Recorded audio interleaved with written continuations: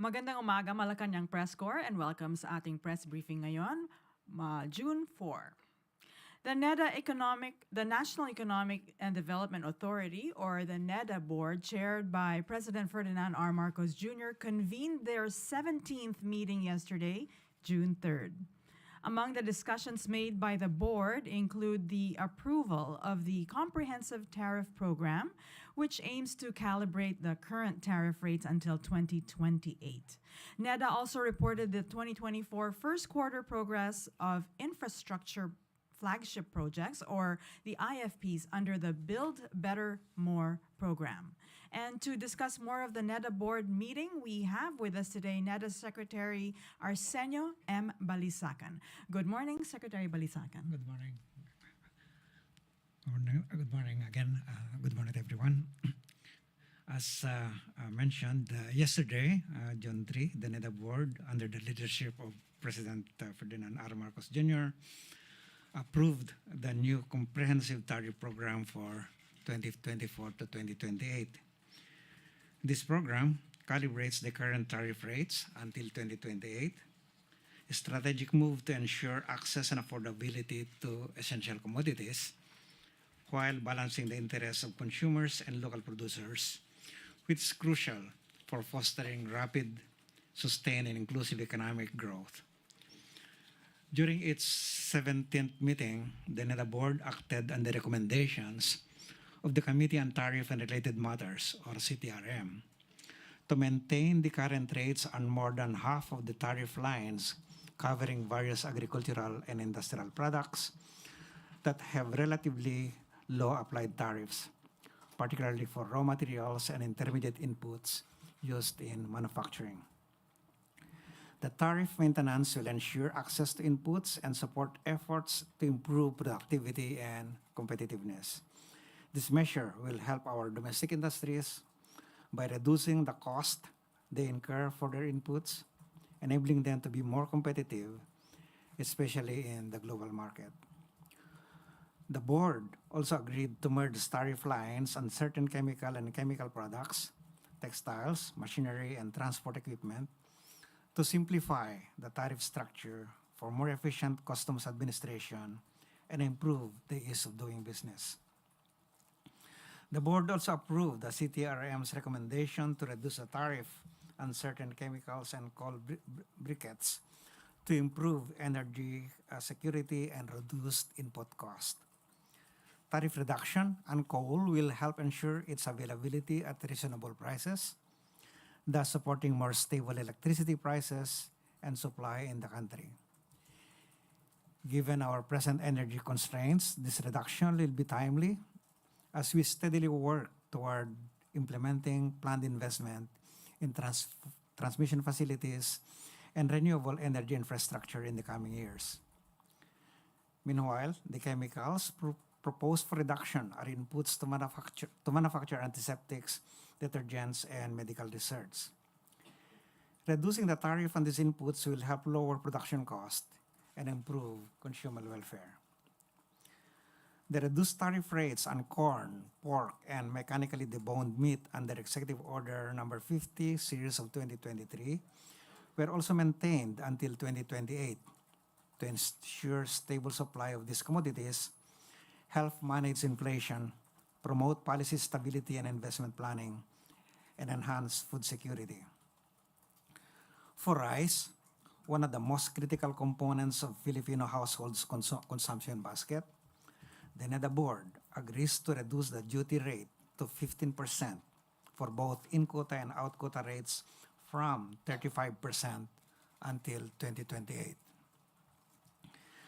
This decision aims to lower the price of rice further and make it more affordable.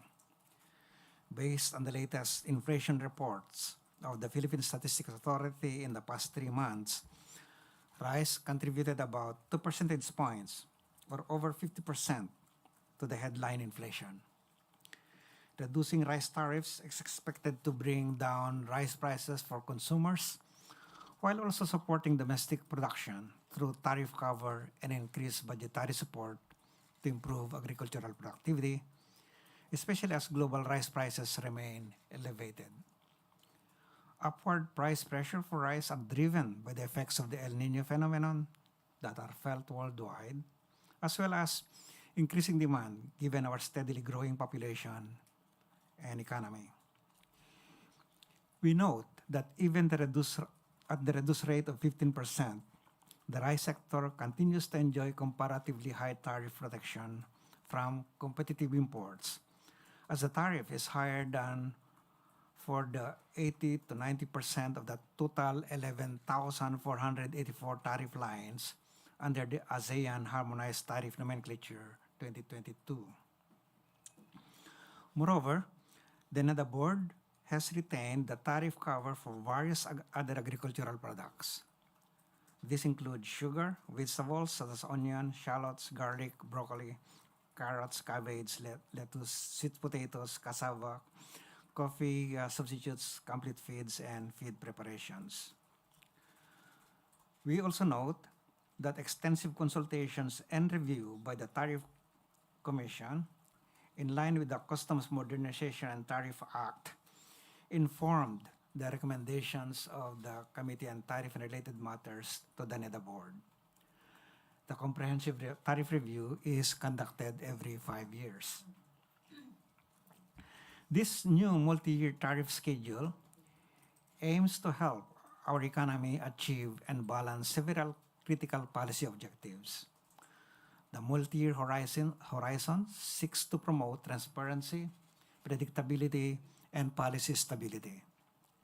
It will enable our domestic industries to undertake medium to long-term planning to enhance productivity and competitiveness, facilitate trade, and contribute to favorable outcomes in international trade agreements while ensuring consumer welfare and protection, especially in the near term as we still confront upside risk to inflation. The President will issue an executive order to implement this new tariff program. Along with a liberalized policy regime for crucial food commodities to help mitigate the impact of commodity shocks on local prices, we recognize the necessity of effectively implementing long-term and permanent solutions to modernize and improve the productivity of the agriculture sector. This trust is crucial to a comprehensive and sustainable response to supply constraints and food inflation. Indeed, the Marcos administration has prioritized agricultural development as demonstrated by the increased allocation of resources to the sector. The DA budget, for example, has increased by 69% from 2022 to 2024 compared to its average appropriation for 2017 to 2021. During the meeting, the NEDA also reported the status or progress of implementing the infrastructure flagship projects or IFPs under the Build Better More program as of the first quarter of 2024. During the President's SONA in July 2023, the President emphasized these projects as crucial elements to enhance economic efficiency and drive nationwide economic progress through improved infrastructure. The progress made in developing our infrastructure has been substantial. Since the President's State of the Nation address last year, we have completed 3 projects, given the green lights to 6 more, and currently have 8 under construction. These achievements demonstrate significant headway in enhancing the country's infrastructure. This advancement indicates a promising trajectory toward achieving nationwide infrastructure improvement and economic growth goals. For more information about these government infrastructure policy projects, you may visit the IFP's dashboard on the NEDA website. As we progressed, we remain dedicated to collaborating with stakeholders to address the key constraints and issues raised in various local and international platforms and venues. We'll work closely with the entire government agencies or with the entire government and engage the private sector, for we truly believe that the most effective solutions capitalize on the unique strength of both sectors. Together, we strive to build a nation that is not only economically robust, but also prosperous, inclusive, and resilient, a legacy that will last for decades to come. Thank you. Thank you so much, Secretary Balisacan. Pia Gutierrez, ABS-CBN. Sir, with the reduction of import tariffs sa rice, do we expect this to have an immediate impact on the price of rice? And if so, how much do we expect rice prices to go down? We are at least aiming for, the Department of Agriculture is aiming for a reduction of to 29 pesos per kilo, at least for the poor, because we will complement this tariff reduction with direct subsidies to the poor and vulnerable, so that at least they could access the food at 29 pesos per kilo. But overall, with the tariff reduction from 35 to 15%, everybody will benefit from that. This is crucial, as I emphasized, because world prices are still increasing, and so if we don't reduce the tariff with the increase in world prices compounded by 35% tariff over and above that, prices and inflation will remain to be a very serious problem. So with this, we expect those upward pressure on rice prices to ease. How soon do we expect to feel the effects, sir? O, meron po ba tayong aim kung kailan po mararamdaman yung pagbaba ng We would expect, yes, as normally, of course, it will take a little bit more time because the executive order will have to be issued, and then that will then influence, once this comes out, that will then influence the decisions of private sectors to import. They can bring in more rice now from the world market at a much lower landed cost than otherwise would be the case without the tariff reduction. So give it by July, August, we should see some of those reduction. But again, as I said, world prices are rising, so the actual decline in the domestic prices will not be as large as implied by the tariff reduction. But this tariff reduction will substantially ease the upward pressure on domestic prices. Chona Yu, People's Journal. Secretary, how much yung estimated na malulugi because of tariff reduction ang mawawala sa government? You mean the foregone tariff, the collection? Of course,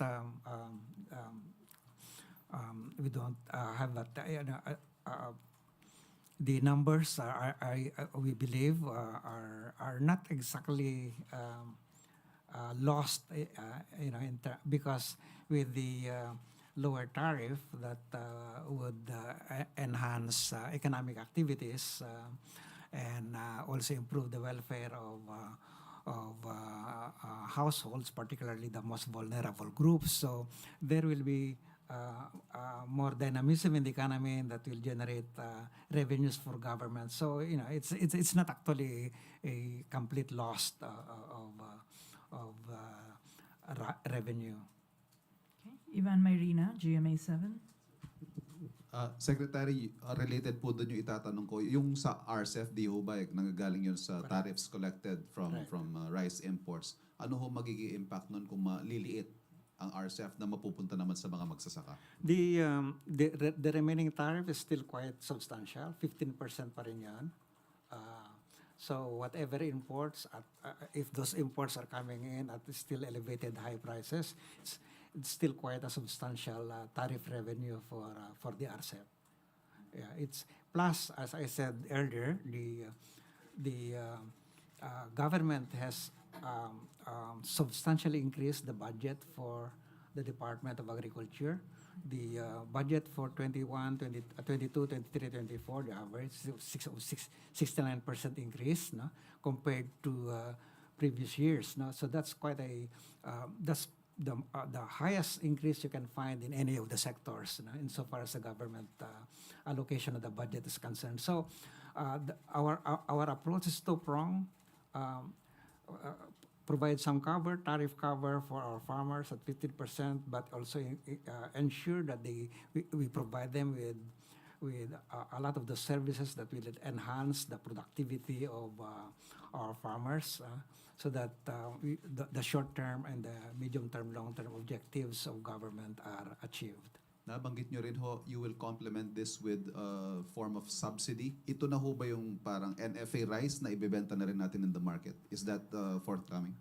No, the NFA rice that the Department of Agriculture is talking about is about buffer stocking for emergencies, no, and to the extent that there will be sharp prices in the price of food, that buffer stock will be used to dampen that for the poor. But as I said, the additional imports that will be brought in by government, not necessarily by NFA, because NFA could source its rice from imports or from the private sector, or even also from the farmers, no, will augment the subsidy received by the poor. So that's the whole intention, is to, at least for the poor, to get those rice prices as low as possible. And they can get that from the lower tariff, and then from the lower priced NFA rice from Kadiwa centers, no, at 29 pesos per kilo. Sorry, Sec, clarify po yung subsidy. In what form po yung magiging subsidy dito? Well, the reduction in the price that we are seeing, especially for the poor, is coming from the reduced tariff, right, from 35 to 15, and then over and above that, the government will launch this subsidy for the poor. Cash subsidy? Cash, but it will go channeled to 4-piece. for the 4-piece, yeah, DSWD, so that walang leakage, no? The subsidy will end up with those are targeted by the program, no? And then in addition to that, we are also ramping up the implementation of the food stamp program, no, that DSWD will roll out. The pilot phase of the project is ending soon, and then the rollout of the program to cover more households will begin soon. So all this should at least again for the poor will improve their access to affordable rice. Okay. Harley Valbuena, DZME. Hi, good morning, Secretary. Good morning. Sir, may we get the stance of NEDA on the proposed amendments to the rice tarification law, which will allow NFA to sell rice at a lower price again? Our position is shared by our economic team, is that the gains in the reforms that we have had over the years must be preserved, and a part of that, those reform programs that we have done, that has been done, is to improve the efficiency in the operations of NFA and keep NFA do what it can do best, no? And in this case, what was decided in the RTL was that NFA will become a manager of stock for emergency purposes, no? But it must be able to define well what those emergency purposes are. For if there are sharp price increases in the domestic market, it must be able to use enough stocks to help the poor and to address the supply requirement of those affected by, say, crisis, no, like drought or floods or other disasters, no, that impact on certain groups of households or areas of the country. Okay. But sir, are you in favor of amending the rice tarification law? Yes, we are insofar as as strengthening its ability to perform that particular task, no? Of intervening, having adequate stocks for emergency purposes. So operationally, it has to define what those and the amendment has to define what those emergency purposes are, and that should include cases like sharp swings in prices.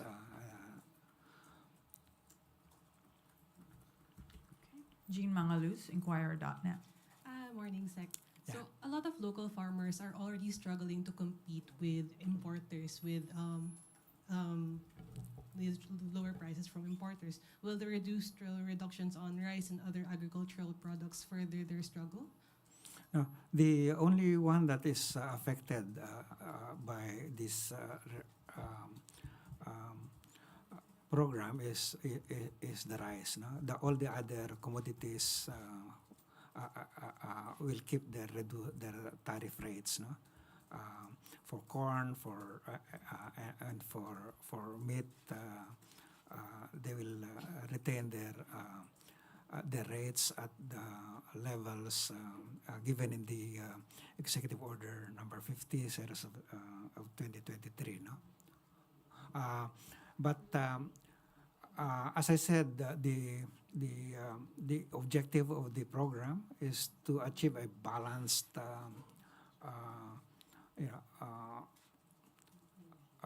frame, and ensuring that the various objectives of government are achieved. And here we're talking about food security, the welfare of consumers, particularly the access to food by the poor, and then of course the welfare of farmers.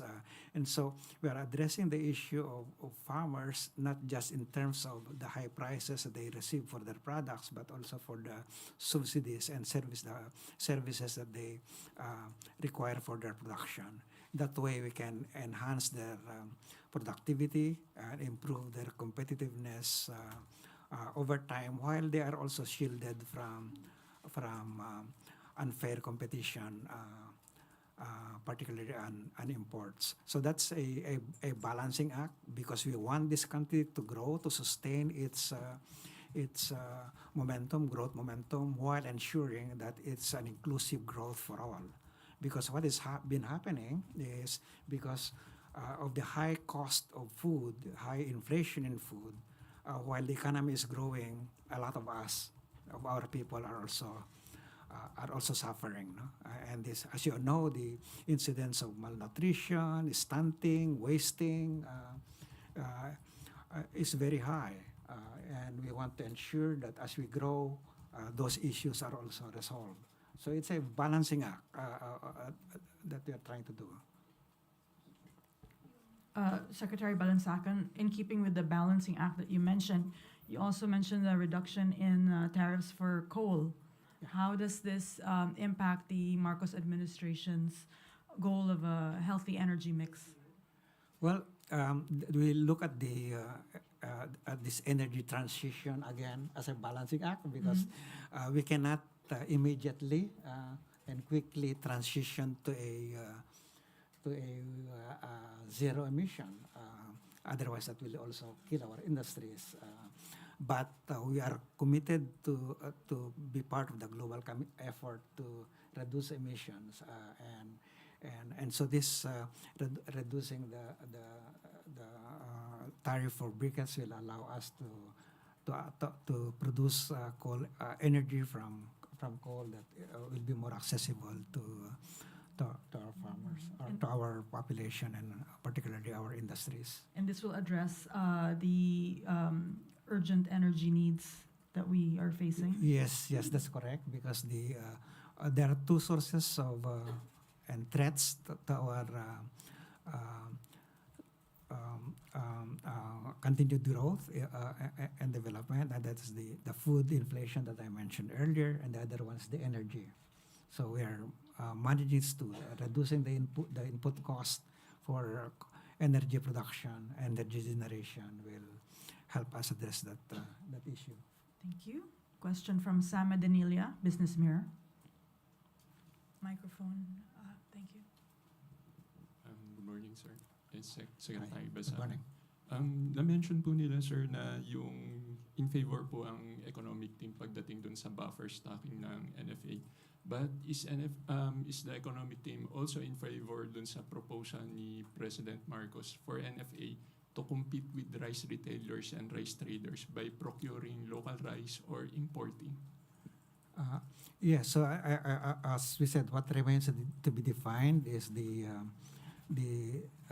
concept of emergency, no? Because it's not clear in the law what that emergency is. When you say we stock for buffer stocking, what does it? Is it only limited to the presence of calamities? Of course, when you have calamities that impact negatively on your supply chain, that could also lead to upward prices, at least for certain groups or for certain areas of the country, right? Like when there are floods or there are droughts. But it may also involve certain manipulations by certain groups in the market, no? And we need to have the tools to address such issue. Of course, we have the Philippine Competition Commission to run after cartels and hoarders, but as you know, and as I know, I should know, the Competition Commission's processes take quite long, no? Because there's an investigation, and by the time that investigation is done, then it's the action is over.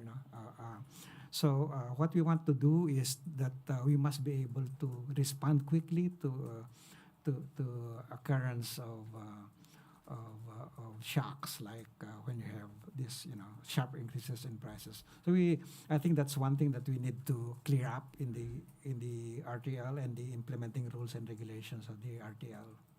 Okay, sir. Yung regarding dun sa RTL, last year po nakapag-collect po ang government ng 29 billion in tariff collection sa rice tarification law.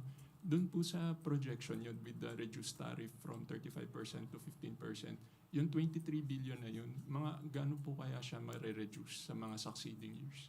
Well, that depends so much on how our local production responds, no? Because this year we were challenged by El Nino, but next year for the rest of the year, our production might recover, and so that will reduce the demand for imports. The amount of collection, tariff collection that we can make, it depends on the volume of the imports as well as the level of the tariff, right? Of course, we reduce the tariff, but the volume might increase, no? Depending on how our local production responds to the improvement in the weather, because we are now going into or transitioning into the so-called La Nina phenomenon. Last na lang, sir. Yung na-mention yung tumataas yung presyo ng rice sa international market, how long po kaya expected ng NEDA na mag-continue yung high prices for rice? Okay. As of today, it's still rising a bit. The forecast is the futures market says that by September we likely see a moderation of prices, global prices, but some other forecasts also show that if, beyond September it may still continue to elevate. No? So it's better be prepared, and so I think that this act of us, this move of the government, of the NEDA board, to reduce the tariff to ensure that food security is in this country is preserved. Sir, ano po yung cost nung increase sa prices ng rice sa global market? Mataas. I don't have the numbers now with me, but could be between 500 to 600. The last time I was looking at it, dollars per metric ton, no? And it was still inching up the last time I was looking at it. But again, what I was seeing is that those every week those forecast of the future prices is shifting, no? So, and because the rice market is quite a strange market, the global rice market. It's because it's what we call economy is a thin market. It's a very small market because many countries, particularly the rice consuming countries, or where rice is staple, pursue aggressive productivity measures to ensure that they do not depend so much on imported rice, and so that's also our stand. We now have to ensure that we increase the productivity of our farms so that we don't have to be too dependent on that very volatile rice market. When that market is so thin, global market is so thin, a small shock, like for example, there is drought in Vietnam, a major exporter, that creates a lot of disruption in the world market. Ganon yung nature ng market na yan. Kaya most governments, including us, take measures to ensure that we produce the bulk of our rice consumption. Eden Santos, Net 25. Good morning po, Secretary. Good morning. Clarification lang po, 29 pesos per kilo ang magiging presyo ng bigas kapag nagsimula na po yung implementation nitong ginawang comprehensive review sa ating Philippine tariff regime. And when do we expect po na maramdaman na ng ating mga kababayan yung 29 pesos? Kasi sa ngayon po, although siyempre hindi pa rin nila nakakalimutan yung 20 pesos na pangako ng Pangulo, sa mga merkado po ngayon, sa mga palengke, napakamahal po talaga ng bigas. So aabangan po ng ating mga kababayan itong 29 pesos na ito, kailan po at talagang hanggang 29 pesos lang po yung kaya nating ibaba. Okay. If in case. Let me clarify, no? Okay. Ang 29 pesos na sinasabi natin, yun yung target na cost ng rice sa mga poor. Those who are targeted for the 4Ps, for the so it's not a general price, no? Kasi ang concern natin is those who are least able to cope with the rice price, dapat matulungan ng gobyerno, no? So yun. So with the reduction in tariff that will reduce the price for everyone, it may not bring you down to 29 peso because of the global prices, no? Kasi what is determining the market, the local market prices are the world prices. Kung ano yung world prices yan, it affect us. Kaya ang ano natin is habang tumataas yung global prices at kung hindi natin ibababa yung tariff, lalo pang tataas na ganon. Kasi plus 35% i-add mo dun sa world price. Kaya ang ginawa natin, i-reduce mo yan para kahit tataas yung world price pa, tuloy-tuloy pa, yung impact niya sa economy natin, hindi ganon masyado, no? So, but the goal is to protect the most vulnerable, the poor in our society, because those are the ones who are least able to adjust. So kailan po mararamdaman to ng ating most vulnerable sector, yung 29 pesos? As soon as I understand, the Secretary of Agriculture is now looking for, has already made the representation for the additional budget that they would require, no? Within for this the year po or importation. next year kaya No, mag-start? this year, of course, this year. Doon naman sa effect ng tariff program, of course, it will take a little bit more time kasi number one, i-issue pa itong EO, and number two is it will take time for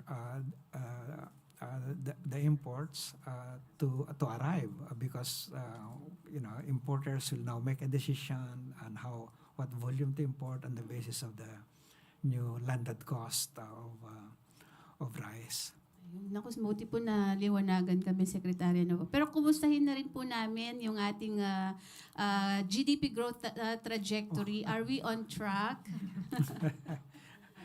I think we are. We are. We are still. We are still. Tomorrow we will announce the new inflation. For wala pa ngayon.